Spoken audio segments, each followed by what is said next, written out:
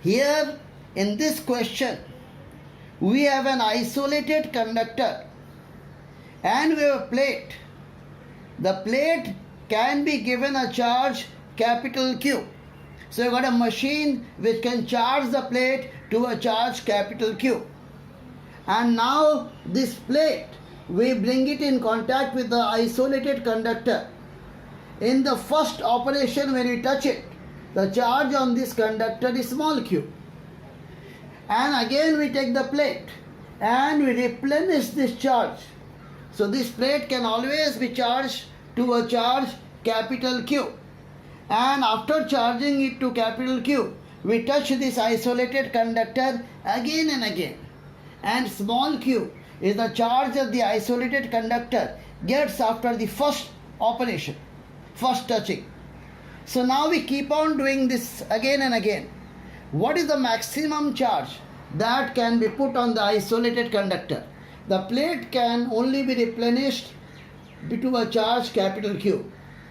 So we do this again and again. What is the maximum charge that we can put on the isolated conductor by this method? Now, the way to solve this question, let us assume that the capacitance of the plate is C1 and the capacitance of the isolated conductor is C2. When they are brought in contact,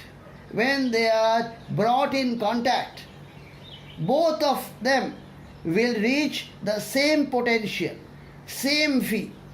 Therefore, the charge on them will be in the ratio of their capacitance. So after the first operation, the first touching, the plate has a charge Q minus Q, capital Q minus small q, and the conductor has a charge small q. We have assumed that the capacitance of this is C1 and this is C2. Since they have now reached the same potential, Q minus Q divided by small q will be C1 by C2. Charge will distribute in the ratio of capacitance. So this is after the first operation.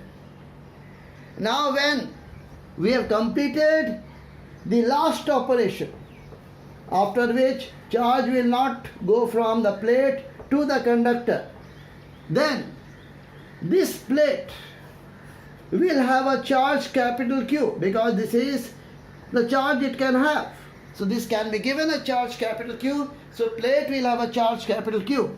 The conductor, the isolated conductor, now has the maximum charge. So this is Q max. Capacitance of this is C1. Capacitance is C2. So again, the charge will be in the ratio of their capacitance. So therefore, Q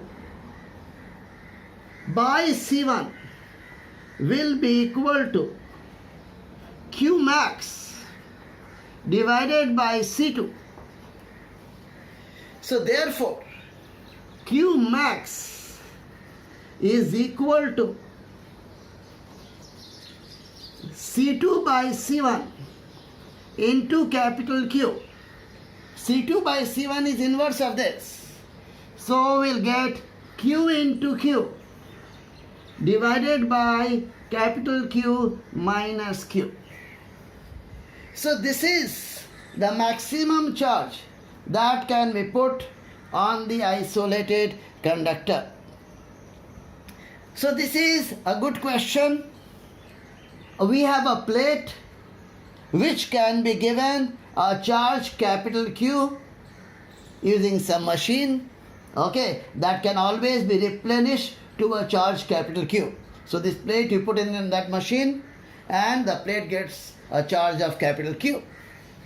We have an isolated conductor. Now we touch the plate to the isolated conductor.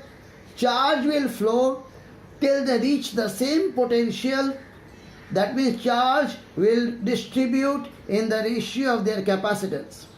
So after the first operation, the isolated conductor is having a charge small q given in the question, and the plate is therefore left with a charge capital Q minus small q. And these charges will be in the ratio of their capacitance. Now we replenish the plate with the charge capital Q. We can put charge capital Q in the plate again and again. So we replenish that charge, and again we touch the isolated conductor.